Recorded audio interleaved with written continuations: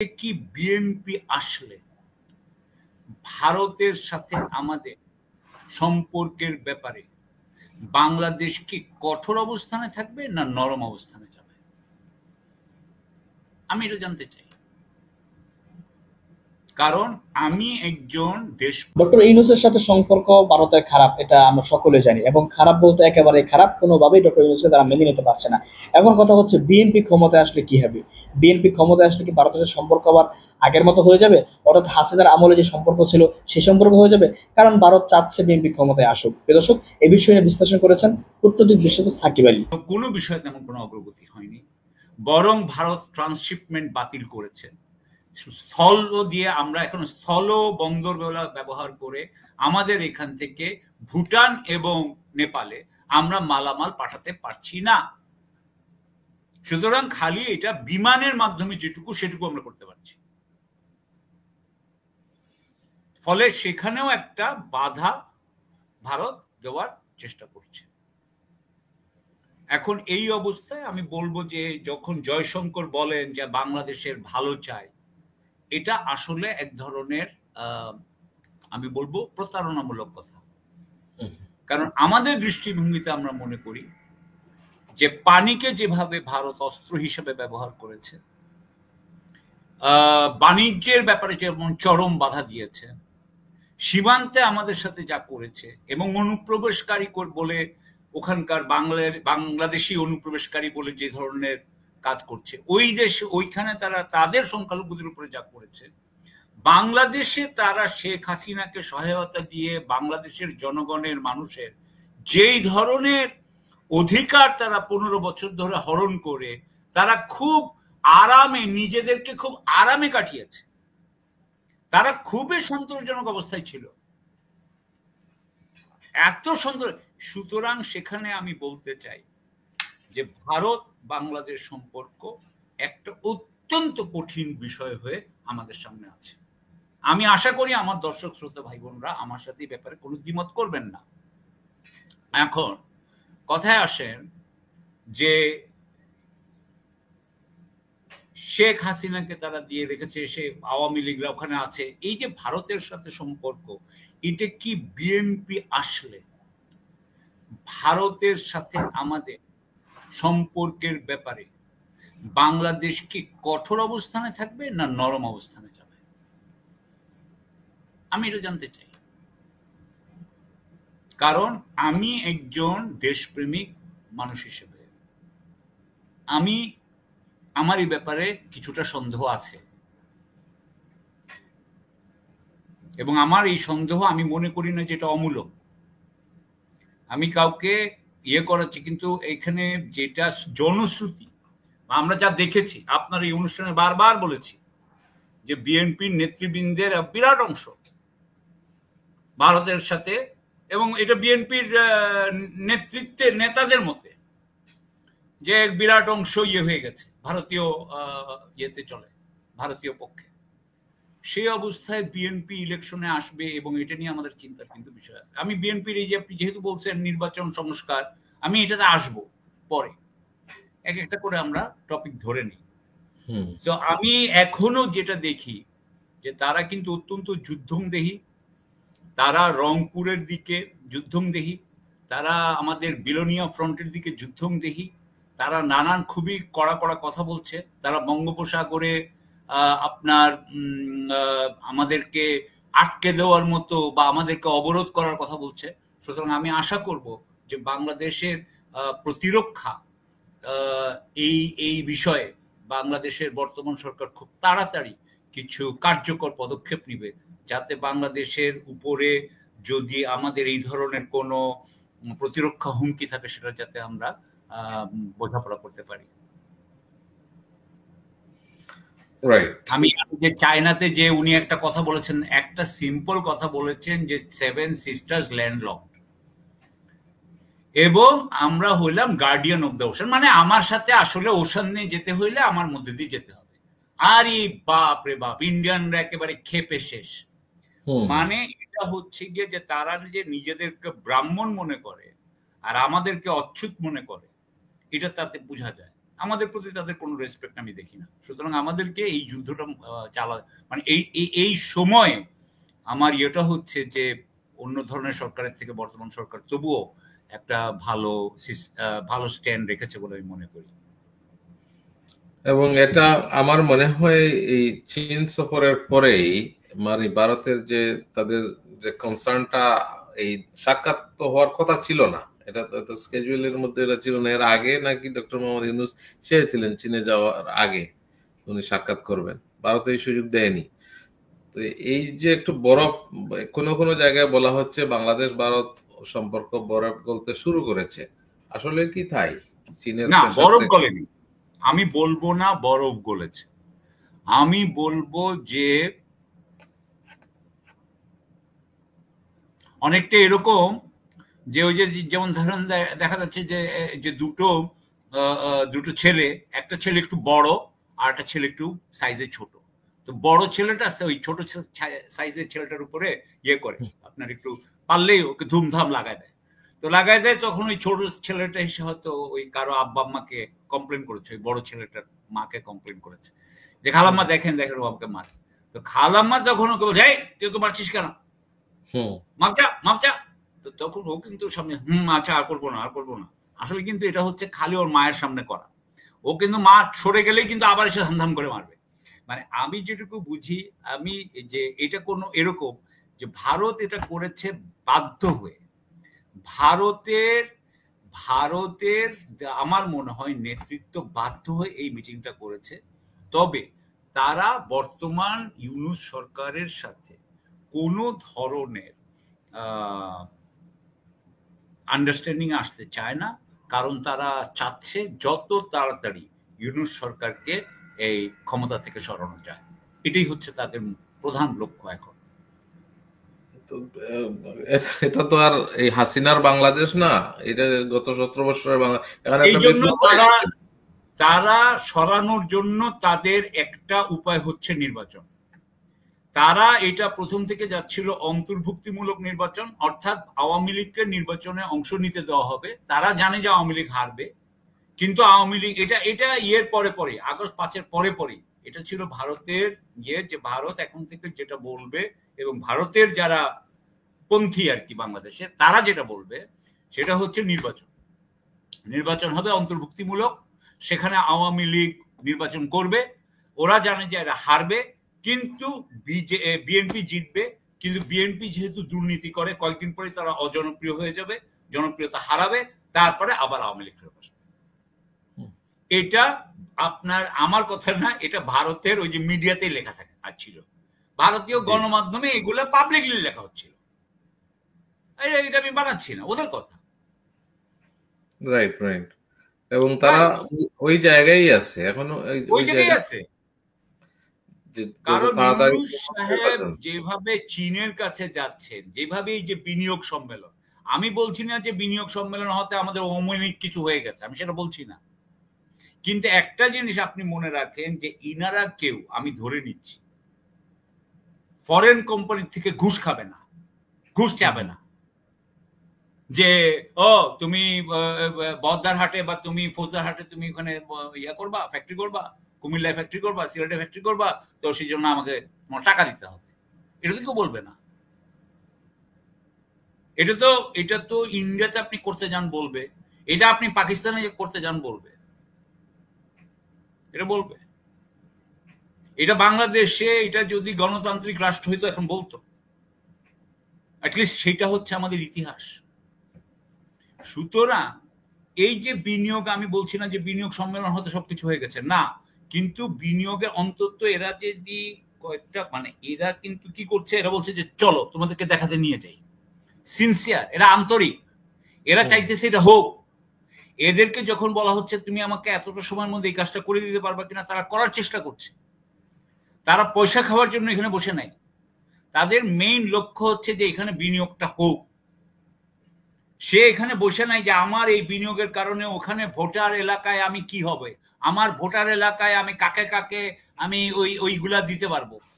কথাকে বুঝাতে পারছি ভাই? যে আমার কোন কোন নেতাকে ওইখানে ঠিকাদারি করবে সে, আমি কি পাবো, এগুলো তো কেউ চিন্তা করতেছে না। যেই চিন্তাগুলো, এটা কিন্তু অনেকটা টেকনোক্রেটিক হচ্ছে, যেভাবে চীনে হয়, যেভাবে ভিয়েতনামে হয়।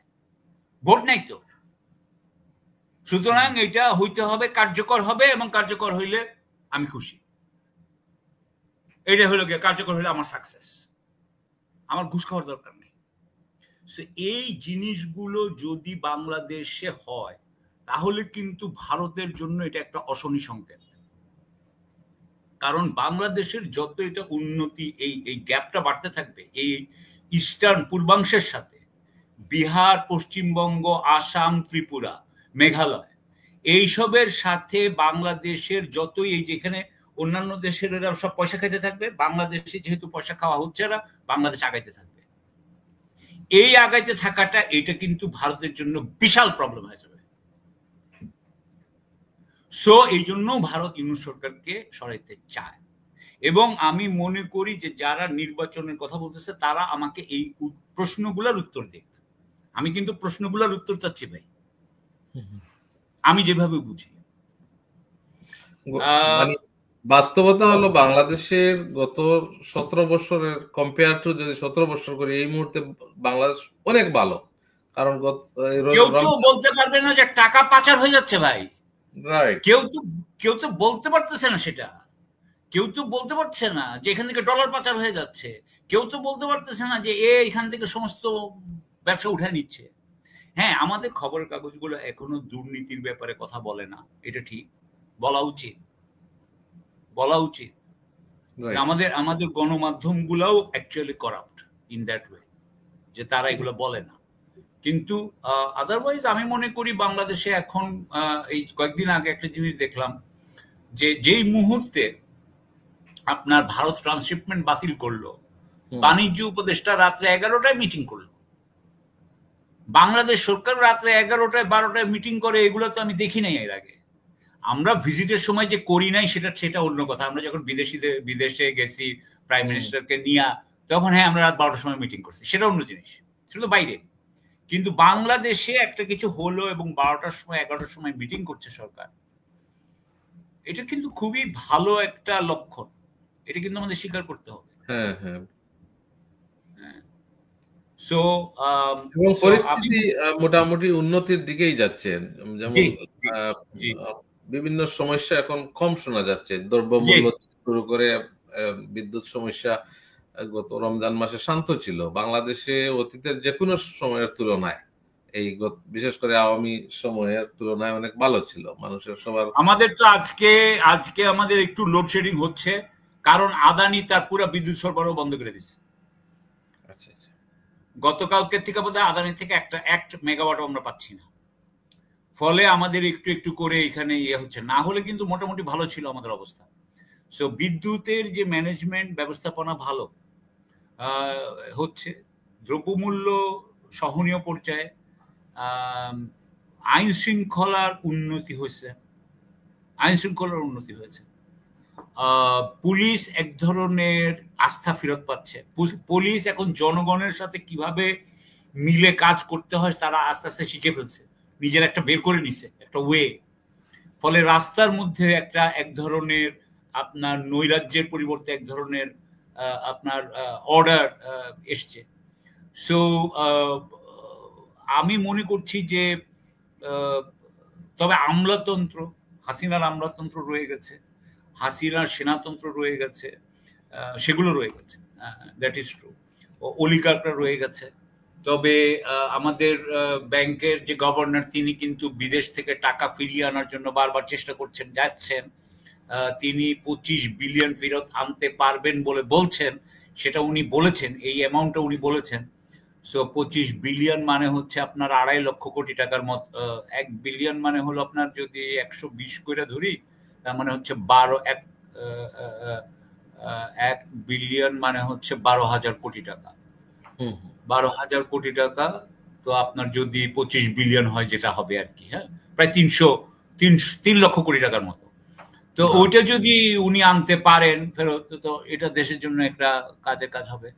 সো এগুলো আছে। আমি অর্থনীতি নিয়ে আর বেশি বলতে চাই না, তবে আমি মনে করি যে বাংলাদেশে এখন যে কোনো সময়ের তুলনায় আমরা কিন্তু অনেক বেটারের দিকে হচ্ছে, আমাদের একটা আস্থা আছে।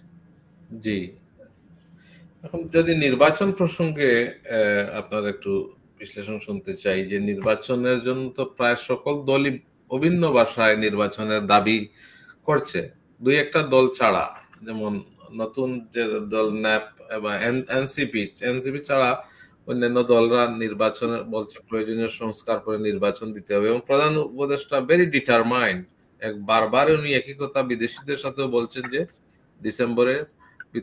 ডিসেম্বর থেকে জুন এর মধ্যে নির্বাচন দিবেন। তো বিএনপি এর মধ্যে দেখা করতে যাচ্ছে, পরিষ্কার বক্তব্য শুনতে চাচ্ছে, না হলে মাঠে নামবে বলে এক ধরনের হুমকি দিচ্ছে। তো জনমনে এই বিষয়গুলো অনেক প্রশ্ন আসছে যে তাহলে কি আমরা আবার এই নির্বাচনের দাবিতে আবার আন্দোলন হবে, যেটা গত 17 বছর থেকে নিরপেক্ষ সরকারের অধীনে নির্বাচন চাই, আবার কি সেই জায়গায়? আপনি ভালো বলেছেন। আমি আমি একটা কথা বলবো যে আমি আমার জীবনের তো প্রায় 10 বছর আমি যুক্তরাষ্ট্রে কাটিয়েছি, আরো আরো 6 বছর অন্যান্য দেশে, 6 বছর না, আরো 3 বছর পাকিস্তানে, আর 3 বছর ইয়েতে, 4 বছর আর 3.5, হ্যাঁ, বেজিং এ। তো এই যে সময়টা আমি বাইরে ছিলাম, আমি কিন্তু পশ্চিমা গণতন্ত্র বুঝি।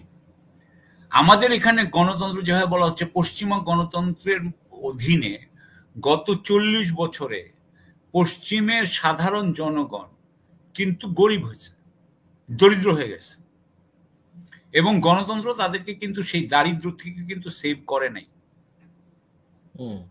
আপনি যদি সাদাদের কথা চিন্তা করেন বা এর কথা চিন্তা করেন, দেখবেন যে হ্যাঁ, বিদেশ থেকে ভারতীয়রা গেছে, বিদেশ থেকে চাইনিজরা গেছে, তারা কিন্তু উন্নতি করেছে, কিন্তু সাধারণ লোকের কিন্তু ক্ষতি হয়েছে। সেটা কিন্তু কেয়ার করে নাই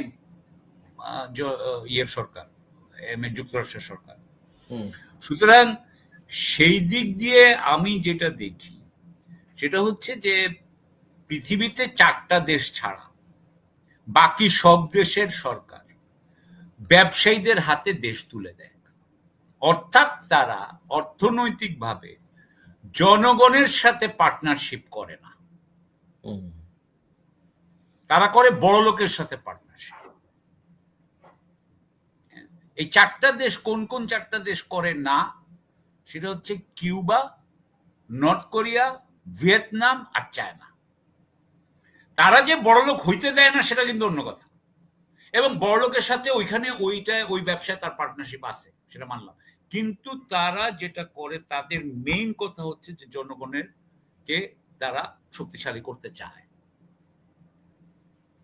সেখানে তারা পার্সোনাল কয়েকজন বড় লোক বানাইতে চাচ্ছে না। সোজা কথা, চাইনিজ সরকার অথবা ভিয়েতনামিজ সরকার, তাদের ওখানে বড় লোক হচ্ছে, কিন্তু তারা বড় লোক বানাইতে চাচ্ছে না। আর আমেরিকাতে করতেছে, বড় লোক বানানো হচ্ছে, যেই বড় লোকরা যায় আসলে এই পলিটিশিয়ানদেরকে চাঁদা দিবে, হেল্প করবে, তারা এদের জন্য কাজ করবে। আমি যেটা মনে করি যে একটা জিনিস দেখেন, আমি যেটা ওয়েস্টার্ন ডেমোক্রেসিতে দেখি, যে তারা কিন্তু তাদের জনগণকে ডাইরেক্টলি কোনো কিছু করতে দেয় না। যেমন আমি একটা উদাহরণ দিই, আমেরিকার কথা। আমেরিকাতে 90% মানুষ চায় যে যদি আপনি বন্দুক কিনেন, আপনার যাতে ব্যাকগ্রাউন্ড চেক করা হয়, কিন্তু এটা হয় না। 90% যেটা চায় সেটাও কিন্তু হয় না আমেরিকাতে, কারণ বন্দুক কোম্পানিগুলো টাকা দিয়ে রাখছে যে যাতে এটা না করা হয়, এবং এটা করতে দেওয়া হয় না। সুতরাং আমি যেটা মনে করি যে আমাদের সিস্টেম একটা থাকতে হবে যেখানে জনগণ ডাইরেক্টলি কিছু সিদ্ধান্ত নিতে পারবে। জনগণ ডাইরেক্টলি যদি বলে যে আমি সিদ্ধান্ত নিব এই ব্যাপারে, ধরেন কথার কথা 30% জনগণ যদি মনে করে যে আমরা বিচার বিভাগের স্বাধীনতার পক্ষের আইন চাই এবং আইনটা এরকম হইতে হবে, তাহলে তারা গণভোট দিতে পারা উচিত, তারা গণভোট করবে। 30% যদি ভোটার যদি কিছু চায় তাহলে গণভোট হোক, সেই গণভোটে যদি মেজরিটি করে তাহলে সেটাই হবে আইন। এখন কিন্তু আমরা জিজ্ঞাসা করি আমাদের জনগণকে, আসেন যে জিজ্ঞাসা করি তারা এখন কি নির্বাচন চায় কি চায় না। আমরা তাদেরকে জিজ্ঞাসা করি, আসেন, যে তারা প্রেসিডেন্সিয়াল ইলেকশন চায় না পার্লামেন্টারি, তারা কি প্রেসিডেন্সিয়ালটা আগে চায় না পার্লামেন্টারিটা আগে চায়? ঠিক আছে, আমি মনে করি যে ওনারা যদি, আমি মনে করি যে বাংলাদেশে প্রেসিডেন্সিয়াল ইলেকশন সবচেয়ে ভালো হবে। প্রেসিডেন্সিয়াল সিস্টেম হচ্ছে ভালো সিস্টেম। না হলে আমাদের এখানে আওয়ামী লীগ বিএনপির অত্যাচার আমাদেরকে সহ্য করতে হবে। এখানে 300 জায়গার থেকে, 300 এলাকার থেকে আপনার গুন্ডা পান্ডা নিয়ে আসতে হবে। সরি, একটা এলিমেন্ট আছে, একটা উপাদান আছে, সেই উপাদান ছাড়া হবে না। সুতরাং এটা জনগণের আমরা হাতে ছেড়ে দিই, এবং তারপরে প্রেসিডেন্সিয়াল ইলেকশন হোক। আমি তো মনে করি ডক্টর ইউনূসেরই দাঁড়াক প্রেসিডেন্সিয়াল ইলেকশন। ডক্টর ইউনূস দাঁড়ায় যদি প্রেসিডেন্সিয়াল ইলেকশন, আচ্ছা এখন ধরেন কথার কথা আপনার সাথে, যে প্রেসিডেন্সিয়াল ইলেকশন জনগণ বললো যে আমরা প্রেসিডেন্সিয়াল ইলেকশন চাই, আমরা প্রেসিডেন্সিয়াল সিস্টেম চাই, ধরেন জনগণ বলল, তাহলে কি এটা যথেষ্ট না প্রেসিডেন্সিয়াল হওয়ার জন্য? তাহলে আমরা প্রেসিডেন্সিয়াল ইলেকশন করব। এখন ডক্টর ইউনূস থাকলে কি উনি কি চুরি করবে? আমরা তত্ত্বাবধায়ক চাই কেন? তত্ত্বাবধায়ক আপনি তো জানেন যে কোনো সময় যখন নির্বাচনের সময় যে সরকারটা থাকে সেটা এমনিতেই তত্ত্বাবধায়ক, কিন্তু এটা এমনিতেই তত্ত্বাবধায়ক হয়ে যায়। কিন্তু আমরা অতিরিক্ত তত্ত্বাবধায়ক চাই কেন? কারণ যেটা সরকার থাকে এগুলো চুরি করে। কিন্তু ইউনূস সরকার থাকলে কি চুরি করবে? আমি তো মনে করি না চুরি করবে। তো ইউনূস সাহেব দাঁড়া যাক প্রেসিডেন্সিয়াল ইলেকশন। আমি একজনকে বইলে আসলাম কিছুক্ষণ আগে এটা, তারপর দেখি বিএনপি দাঁড়াক ওনার বিরুদ্ধে, প্রেসিডেন্সিয়াল ইলেকশন হোক। ইলেকশনে যদি হইতে হয় প্রেসিডেন্সিয়াল ইলেকশন হোক। আপনি কি বলেন? না, প্রেসিডেন্সিয়াল সিস্টেম তো ছিল বাংলাদেশে, ভালোই ছিল না? ছিল তো। এবং গত এই তাজ হাশমি সাহেবের সাথে আমরা তখন আমি একটা অনুষ্ঠান করছি আপনার এখানে, হ্যাঁ, এটা এবিসি তেও এটা দেওয়া হয়েছে, ওই অনুষ্ঠানটা আমাদের এখানে। তার সাথে আমি বললাম যে এইটা, এই যে আমরা ওইখানে কথা বলছিলাম এটা নিয়ে, তো তাহলে এটা শেখ হাসিনার যে প্রস্তাব পার্লামেন্টারি ফর্মে ফেরত যায়, এটা তো খালেদা জিয়ার কোনো মতেই রাজি হওয়া উচিত হয়নি, কোনো মতেই রাজি হওয়া উচিত হয়নি বিএনপির। তাহলে জীবনে কোন, আচ্ছা আমি বললাম যে 90-এর দশকে ইউনূস সাহেবের যে ক্রেডিবিলিটি ছিল, ইউনূস সাহেবের সাথে কি উনারা পারতেন কিনা? তখন তাজ হাশমি স্যার বললেন একটা কথা, যে আচ্ছা সেই সময় শেখ হাসিনা কখনো খালেদা জিয়ার সাথে পারতো প্রেসিডেন্সিয়ালে? পারতো না। আমি তখন অবশ্যই, আমি তো স্বীকার করি যে পারতো না। তাহলে এইটা বুঝে খালেদা জিয়া কেন রাজি হইলেন?